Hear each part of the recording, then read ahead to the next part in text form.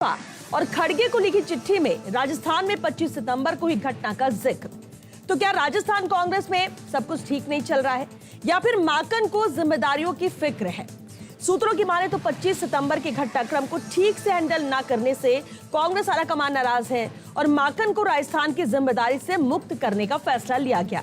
खड़गे को पिछले 8 नवंबर को पत्र भेजकर कहा है कि राजस्थान के प्रभारी पद पर काम नहीं करना चाहते हैं। इस चिट्ठी के बाद जयपुर से दिल्ली तक सियासी तूफान खड़ा हो गया है और सवाल यह भी उठ रहा है कि क्या माकन ने स्वविवेक से अपना त्यागपत्र दिया या फिर आलाकमान की नाराजगी भारी पड़ी। और अब सवाल यही कि आखिर कौन होगा राजस्थान कांग्रेस का नया प्रभारी। चर्चा आज इसी खास मुद्दे पर।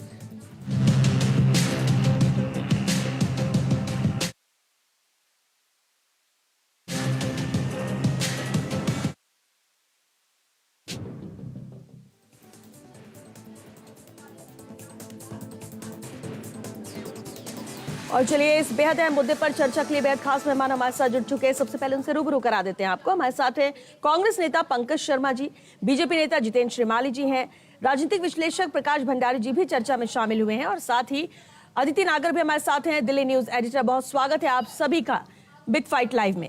शुरुआत करते हैं पंकज जी आपसे, क्योंकि ये पूरा मसला कांग्रेस का है और सबसे अहम बात है कि इस्तीफा देकर प्रभारी के पद से अलग होकर एक नई जिम्मेदारियों की बात कही जा रही है, लेकिन हकीकत क्या है? देखिए, कांग्रेस एक लोकतांत्रिक पार्टी है और कांग्रेस में लोकतांत्रिक प्रक्रिया से चुनाव होते हैं, जिसमें अभी 26 अक्टूबर को ही हमारे राष्ट्रीय अध्यक्ष श्री मल्लिकार्जुन खड़गे जी ने उसकी शपथ ली है, राष्ट्रीय अध्यक्ष के रूप में अपना पदभार ग्रहण किया है। उसके बाद में एक प्रक्रिया के तहत जो संवैधानिक प्रक्रिया है कांग्रेस के इंटरनल बॉडी के लिए, तो उसमें हम सभी जनरल सेक्रेटरी महासचिवों का इस्तीफा लिया गया और प्रभारियों का इस्तीफा उन्होंने दे दिया, क्योंकि ये प्रक्रिया है एक उसमें। उसी प्रक्रिया के तहत अजय माकन जी का इस्तीफा ऑलरेडी हो चुका है। वो टेम्प्रेरी तौर पे अपना यहाँ का प्रभार संभाल रहे थे और उन्होंने जैसा आज इस्तीफा दिया है उसमें उन्होंने अपनी इच्छा, जब क्योंकि दिल्ली में नगर निगम के चुनाव भी है एमसीडी के, और उन्होंने कुछ और भी रीजन्स दिए जो एनजीओ और उनके साथ काम करने के लिए, तो इस वजह से उन्होंने इस्तीफा दिया है। जितेंद्र श्रीमाली जी, आखिर इस्तीफे के मायने क्या निकाले जाए? हालांकि आप भी कहेंगे कांग्रेस का मसला है, लेकिन फिर भी देखिए, खड़गे जी जब नए बने हैं और उनसे जब मीडिया ने कोई सवाल किया था तो उन्होंने एक जवाब दिया था कि जब बकरा जो है ईद में बचेगा तो मुहर्रम पे नाचेगा। तो यहाँ जो ये जितने भी नेता हैं इनको प्रभारी बना करके जिस प्रकार से उनका यूज करके वो किया जा रहा है, और ये राजस्थान की लड़ाई ऊपर से लेकर नीचे तक क्लियर कट नजर आ रही है, क्योंकि उन्होंने इस्तीफा देने के साथ साथ जो राजस्थान में जो घटनाक्रम जिस प्रकार का चल रहा है उसका जो जिक्र करके राजस्थान में किस प्रकार की स्थिति कांग्रेस की चल रही है। यहाँ राजस्थान सरकार में देखिए, मंत्री एक दूसरे के खिलाफ बोल रहे हैं, कभी रोज के अखबार देखिएगा, कभी विधायक तक जो है वो मुख्यमंत्री के खिलाफ बोल रहे हैं, कभी कोई मंत्री दूसरे मंत्री के खिलाफ बोलता है, कभी मंत्री मुख्यमंत्री के। प्रताप सिंह जी कहते हैं साहब मेरे को एसीआर भरने का अधिकार दो, मुख्यमंत्री और दूसरे मंत्री कहते हैं एसीआर भरने का दे रखा है पहले से।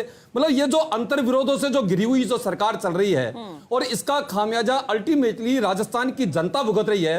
पिछले 4 साल के अंदर राजस्थान के अंदर सरकार नाम की कोई चीज नहीं रह गई है। पूरे 4 साल केवल एक काम किया है कि कैसे न कैसे रोज विधायकों की गिनती होती है कि एक भी विधायक कम नहीं होना चाहिए, और रोज विधायकों की गिनती करके ये सरकार ने राजस्थान की जनता को जिस प्रकार से बेहाल छोड़ दिया है। ठीक है, लेकिन प्रभारी को लेकर सवाल था, प्रभारी को लेकर वो प्रभारी ये जो लड़ाई चल रही है नीचे तक की, मतलब आप ये देखिए मंडल और वार्ड से लेकर के राष्ट्रीय स्तर तक में जो गुटबंदी चल रही है कांग्रेस के अंदर, वो अपने सामने नजर आ रही है। माकन साहब के जो इस्तीफा दिया है उन्होंने उसमें पेशकश की है इस्तीफे के साथ में कि राजस्थान में जो घटनाक्रम हुआ है और जो इतना बड़ा कांड हो गया कि प्रभारियों का कोई महत्व नहीं रह गया, प्रभारियों के विरोध में जाकर के, और यहां पर एक अलग से मीटिंग करी शांति धारीवाल जी ने, और वो सारा जो अनुशासनहीनता का जो क्रम चल रहा है पूरे राजस्थान में वो देश के अंदर, वो एक साफ साफ दिखा रहा है कि नेतृत्वहीन पार्टी हो गई है कांग्रेस। 100 साल से पुरानी पार्टी होकर के पूरे देश के अंदर अपने वर्चस्व की लड़ाई लड़ रही है, अपने अस्तित्व की लड़ाई लड़ रही है। आपस में इतने उलझे हुए कि प्रभारी की उतनी वैल्यू नहीं रही और ये सब जो घटनाक्रम हुआ इसी वजह से इस्तीफा दिया गया।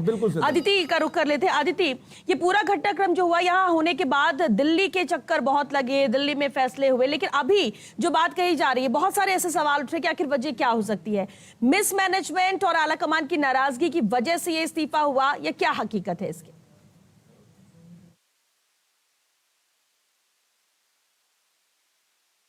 देखिए, मुझे जब आज इस्तीफे की कॉपी आई और चिट्ठी आई तो मुझे वो दिन याद आया जब बाड़ेबंदी चल रही थी और जयपुर में ये बाड़ेबंदी थी। जयपुर के दूर एक बड़ा रिजॉर्ट था, वहां पर बाड़ेबंदी थी और अविनाश पांडे ने ये चिट्ठी लिख के कहा था कि मैं 3 साल प्रभारी रह चुका हूं। वो तब प्रभारी थे और उन्होंने चुनाव भी उनकी अध्यक्षता में हुआ था, तमाम घटनाक्रम उनकी अध्यक्षता में हुए थे। अविनाश पांडे जी ने यह कहा था कि 3 साल तक मैं प्रभारी रह चुका हूं, अब बहुत हो गया, मुझे आगे का दायित्व चाहिए। ये इसलिए नहीं कहा था कि वो इस्तीफा देना चाहते थे, उनको कहा गया था कि आपको इस्तीफा देना है, इसलिए उन्होंने इस तरह की चिट्ठी लिखी। ठीक उसी तरह अजय माकन ने आज चिट्ठी लिखी, पर उन्होंने उल्लेख किया कि 25 सितंबर और दिल्ली में एआईसीसी में ये चर्चा रही, जिन जिन पत्रकारों की अजय माकन से बात हुई, उन्होंने ये कहा कि मैं प्रभारी के तौर पे मुझे भारत जोड़ो यात्रा में जाना पड़ता और मॉरली ये ठीक नहीं है। कहीं ना कहीं अजय माकन को ये लगता है कि जो 3 लोगों की जो रिपोर्ट मैंने भेजी थी उसको तो माना नहीं गया। उन 3 लोगों से सवाल जरूर पूछे गए, उनसे चिट्ठी मंगवाई गई, लेकिन उन पर कार्रवाई नहीं हुई, बल्कि कार्रवाई मुझ पर हुई। क्योंकि जब अजय माकन ने एक रिपोर्ट तैयार की और इस रिपोर्ट में कहा गया कि वो 3 दोषी हैं, साथ में अशोक गहलोत भी दोषी है और अशोक गहलोत ने सार्वजनिक माफी भी मांगी, लेकिन सवाल उठे कि जब दूसरा गुट बाड़ेबंदी में गया था तो क्या उन्होंने माफी मांगी थी? तो ऐसे में अब श्वेता, अगर नटशेल में बात करें, आपने जो मुझसे सवाल पूछा है, देखिए आला कमान ने दोनों तरफों की बात सुनी।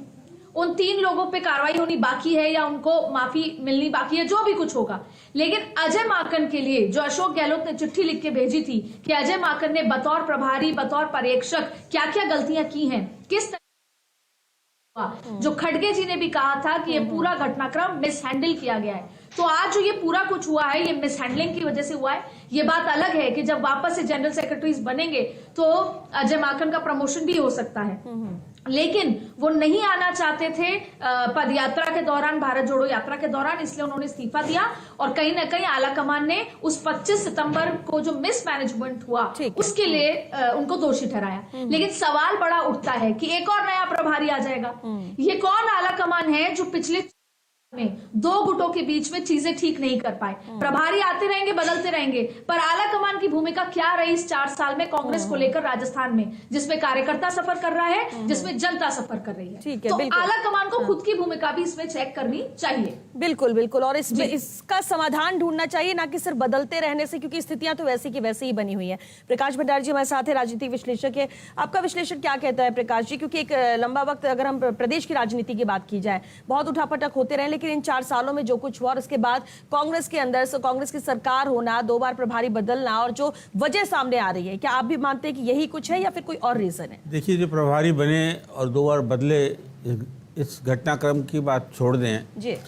जब खड़गे साहब चुनाव लड़कर के कांग्रेस के अध्यक्ष बने तो उनको शायद ये सुविधा दी जाती है, ये उनका अधिकार भी बनता है कि अपने अपने वो सारे महासचिव को उन्होंने त्यागपत्र लिए अब और अपने हिसाब से अपनी टीम बनाएंगे।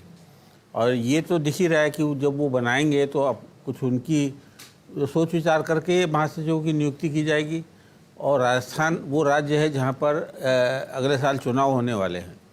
तो माकन जी का इस्तीफ़ा, माकन जी की जो इच्छा है कि वो अपने पद से हटी गए हैं लगभग, और अब तो ये खाली एक फॉर्मेलिटी, एक बिल्कुल जो था, जो उन्होंने आज भी कहा, तो उस बात में कोई ज़्यादा राजनीतिक उसकी कुछ नहीं है। लेकिन उनका ये कहना कि जिन 3 लोगों को के विरुद्ध कोई एक्शन नहीं हुआ, तो ये तो जो सज़ा देनी है, उन्हें क्या करना है, ये तो खड़गे जी के कर पर सवाल। ये खड़गे जी अभी हिमाचल और गुजरात के चुनाव में, तो ये आंतरिक विषय है, ये कोई सार्वजनिक विषय नहीं है, ये पार्टी का आंतरिक विषय है कि धारीवाल जी, महेश जोशी और धर्मेंद्र राठौड़ के खिलाफ जो है कोई कार्रवाई की जाएगी। लेकिन लगता नहीं कोई कार्रवाई होगी। इसका कारण ये है कि ऐसी स्थिति नहीं बनती पार्टी के लिए कि इस तरह के आंतरिक मामलों में किसी मंत्री को सजा दी जाए। वो जो बातें हुई थी वो लगभग भूली जा चुकी हैं, और नए सोच से अब जो नए अध्यक्ष है तो नई सोच रखेंगे। वो क्या सोचते हैं जी, वो उनका अधिकार भी है, और उनकी सोच जो है वो पार्टी के हित में होगी। जो पार्टी के हित में होगी वो करेंगे। लेकिन माकन जी पर जो बाड़ेबंदी के समय जो उनका रुख रहा है, वो उनका जो झुकाव था सचिन पायलट के प्रति वो उसका उन्होंने खुला प्रदर्शन किया। कई लोगों को, कई एमएलए को उन्होंने बरगलाया कि सचिन पायलट को आपको समर्थन देना चाहिए। और ये सब बातें जब सामने आई, जब सामने आई तो धारीवाल जी और महेश जोशी दोनों ने ये आरोप भी लगाया उन पर। तो ये आरोप तो उन पर है कि उनकी जो भूमिका रही वो संदिग्ध रही है, और इस पूरे घटनाक्रम के अंदर वो जिन्हें महासचिव की हैसियत जो उनको काम जो करना था वो काम नहीं कर पाए। उसका कारण ये था कि उनका झुकाव सचिन पायलट की तरफ था और अशोक गहलोत का वो विरोध कर रहे थे। बिल्कुल। अब जब निष्पक्ष चीजें नहीं होंगी और अगर एक तरफा बातें होने लगेंगी तो शायद ये भी आरोप यहाँ पर लग रहे थे और इसलिए शायद बात भी नहीं बन पा रही थी।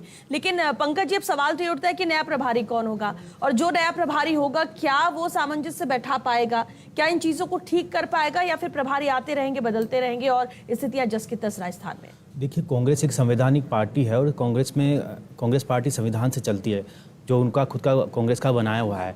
इस कांग्रेस पार्टी की संवैधानिक प्रक्रिया में चुनाव होते हैं। चुनाव होने के बाद किसी भी फैसले, किसी भी निर्णय के लिए राष्ट्रीय अध्यक्ष अधिकृत होते हैं। तो राष्ट्रीय अध्यक्ष जी, बाकी जो भी अब आगे का फैसला होगा राष्ट्रीय अध्यक्ष जी लेंगे, वो उसके लिए चुने गए हैं। और जो अभी प्रभारियों को इस्तीफा देने की बात है, क्योंकि प्रक्रिया के तहत इस्तीफे हुए हैं और क्योंकि अभी एआईसीसी मेंबर भी बने हैं, सारी बाकी की प्रक्रिया होनी, उसके बाद में नए जनरल सेक्रेटरी भी बनेंगे, नए प्रभारी भी बनेंगे, और राष्ट्रीय अध्यक्ष जिनको भी ये जिम्मेदारी देंगे वो इसे फलीभूत तरीके से निभाएंगे भी। और जो अजय माकन जी, जो राजस्थान के प्रभारी, उन्होंने बहुत अच्छा काम किया। लगातार उनके सानिध्य में सभी कांग्रेस पार्टी के कार्यकर्ता एक रहे, काम किया। उनके सानिध्य और स्नेह के लिए सब लोग आभारी रहेंगे। ठीक है, लेकिन जितेंद्र जी, जो एक वजह ये भी बताई जा रही है कि दिल्ली में कोई बड़ी जिम्मेदारी की बात कही जा रही है, तो ये सब क्या एक एक्सक्यूज की तरह ले कि हाँ एक वजह, एक रीजन बताना है, लेकिन जिक्र तो क्योंकि 25 सितंबर का भी किया गया है, तो इसलिए उसको नजरअंदाज तो किया नहीं जा सकता कि सबसे मुख्य वजह यही है। ये बात कुछ नाम भी चले हैं महासचिव के लिए। मैं आपको बताऊं भंडारी जी कि बात सही है कि इनको प्रभारी अपने हिसाब से अध्यक्ष लगाता है, परंतु साथ में है कि इन्होंने अपना जो जिक्र किया है इस बात का कि वो जो घटनाक्रम राजस्थान में चला और राजस्थान में जो दो फाड़ पार्टी के नजर आए, उसके मामले में उन्होंने स्पष्ट रूप से कहा है कि जिनके खिलाफ वास्तव में कार्रवाई होनी चाहिए थी, अपने चाह रहे हैं कि उनको तो भूल जाओ, उस बात को तो भूल जाओ जो उन्होंने किया है, और इसको इन्होंने किसका पक्ष लिया, इनके मन में किसके प्रति भावना थी कि नहीं थी, उसको याद रखो और उसको याद रख करके उसके प्रति कार्रवाई करो। तो ये एक सामान्य घटना नहीं है। इस घटना के साथ में अगर ये इनको हटना ही था और नए प्रभारी लगाने ही थे तो सामान्य रूटीन के अंदर वो अपने कह देते हैं ठीक है भाई हट रहे हैं और कोई, परंतु उन्होंने जिस प्रकार का जिक्र किया है वो साफ साफ ये दिखाता है कि राजस्थान की कांग्रेस में नहीं, पूरी कांग्रेस दो फाड़ और तीन फाड़ के रूप के अंदर नजर आ रही है। बाप, माँ, बेटे और भाई बहन, इनके अलग अलग गुटों के अंदर ये पूरी पार्टी नजर आ रही है। और कांग्रेस में जो बता रहे हैं लोकतांत्रिक व्यवस्था की बात, तो सारी दुनिया जानती है कि काली मानसिक कहते हैं गुलाम मानसिकता के रूप के अंदर यहाँ पर राष्ट्रीय अध्यक्ष बनता है और राष्ट्रीय अध्यक्ष का खुद का कोई व्यक्तित्व नहीं होता है। वो गांधी परिवार के जैसे डायरेक्शन होते हैं उसके हिसाब से गुलाम मानसिकता के रूप में, रोबोट के रूप में वो काम करते हैं। ये पूरा देश जानता है और उसी का परिणाम यह है कि राजस्थान की जनता आज उसके सब परिणामों को भुगत रही है। आप ये देखिए कि राजस्थान के अंदर कानून व्यवस्था के नाम से देखें, जो कि मुख्यमंत्री का खुद का विभाग है, कानून व्यवस्था के नाम से जीरो, हर रोज पूरे प्रांत के अंदर, हर जिले के अंदर जाकर के चर्चा करनी चाहिए कि अगला महासचिव कौन होगा, राजस्थान की अगला महासचिव कौन होगा और उसका स्वरूप कौन होगा, कौन सा चेहरा होगा। ठीक है, हाँ प्रकाश जी, अगले महासचिव की हम चर्चा करें कि अगला महासचिव कांग्रेस किस तरह से लाएगी। तो मुझे लगता है कि दो, एक हुड्डा जी के पुत्र हैं, वो ये युवा भी हैं, कुमारी शैलजा का भी नाम चल रहा है। कुमारी शैलजा आती हैं पिछड़े वर्ग से और हुड्डा जी जो है जाट हैं। तो राजस्थान की राजनीति को, जो कांग्रेस की राजनीति है, उसमें लगता है कि कांग्रेस किसी जाट को महासचिव बना करके लेके आएगी, या कुमारी शैलजा के पक्ष में ये बात आती है कि वो पिछड़े वर्ग से आती हैं, तो जो शेड्यूल कास्ट, शेड्यूल ट्राइब है उनको विश्वास मिलेगा। तो ये दो नामों पर ही देखिएगा कि आगे चलकर इसी पर जोर दिया जाएगा और इसी पे चर्चा होगी कि हुड्डा जी को बनाया जाए या कुमारी शैलजा को बुलाया जाए, क्योंकि ये राजनीति, राजस्थान की जो राजनीति उसको सूट करती है। इस तरह के महासचिव आएंगे तो जहाँ चुनाव आने वाले हैं टिकटों का बंटवारा भी होगा और कैंडिडेट जो है जो नुमाइंदे चुने जाएंगे। बिल्कुल बिल्कुल तो प्रकाश जी, बड़ा ये अहम भी है। हाँ। बड़ा अहम जी। है। और ये एक पूरा एक वर्ष जो है उसको सबसे बड़ी बात जो है वो पूरा पुरानी बातों को सबको भूलना पड़ेगा।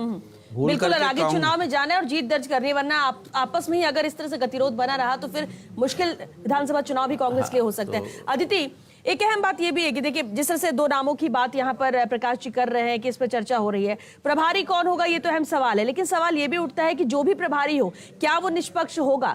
क्योंकि अगर एक गलती कोई करता है तो उस पर कार्रवाई नहीं होती, लेकिन वैसी गलती कोई दूसरा करता है उस पर आप कार्रवाई की उम्मीद करते हो। यानी कि अगर कार्रवाई करनी भी तो पर्सन टू पर्सन डिपेंड यहाँ पर कर रहा है, ग्रुप वाइज डिपेंड कर रहा है, तो ये भी गलत है और ये मैसेज भी गलत जाता है। शायद इसी वजह से दो फाड़ नजर आती है, इसी वजह से ये गतिरोध इतना ज्यादा बढ़ गया।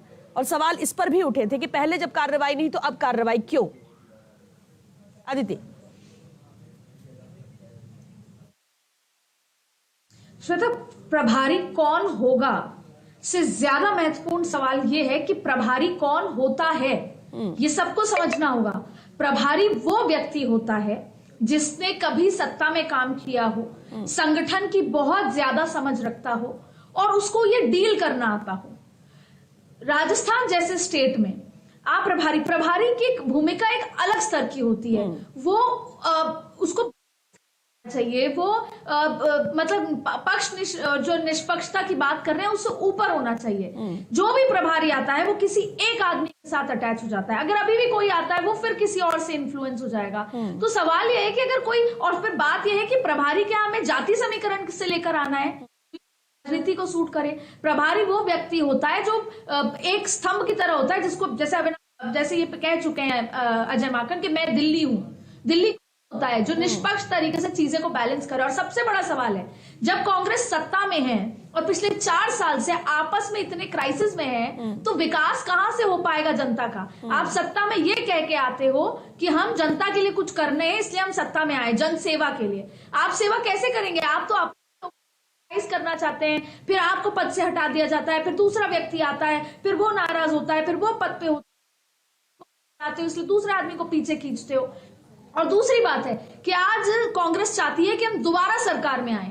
तो दोबारा सरकार में क्या ऐसी स्थिति में 4 साल से 2 गुटों को एक साथ लेके ही नहीं आ पाया, जहां आलाकमान 2 गुटों के बीच की गहराई को कम करने की जगह और खींच पाया। तो सवाल ये उठता है कि प्रभारी और क्या उस मापदंड पे कोई प्रभारी आ पाएगा? और जब कोई जूनियर प्रभारी होता है, अजय माकन ने, देखिए बात यह है कि अशोक गहलोत 3 बार के सीएम हैं, उनके पास पुराना बड़ा व्यक्तित्व है, अपना पुराना पॉलिटिकल करियर है। उस समय अगर अजय माकन ये समझाते हैं कि ऐसा तो फिर वो तो बेसिकली यहाँ अशोक गहलोत हो चाहे सचिन पायलट हो, सेल्फ जो जरूरतें हैं या फिर सेल्फ जो ईगो है उससे ऊपर उठ के पार्टी के हित के बारे में ना गांधी सोच रहे हैं, ना किसी प्रभारी ने सोचा, ना राजस्थान के कोई सोच नहीं रहा है, लेकिन उम्मीद सब यही कर रहे हैं कि पार्टी सरपरी पार्टी के हित में हम बात करें। लेकिन इसके बाद जब ईगो की बात आती है तो वो अपने तक ही सीमित रह जाता है, एक घेरा बना के। प्रकाश भंडारी जी, समाधान क्या इसलिए नहीं हो पा रहा है कि पार्टी की बात तो सब कर रहे हैं, कांग्रेस की बात कर रहे हैं, विधानसभा चुनाव 2023 जीतने की बात कर रहे हैं, लेकिन जो स्थितियां बिगड़ी हुई हैं उसे ठीक करने की बात, सामंजस्य बनाने की बात कोई नहीं कर रहा है?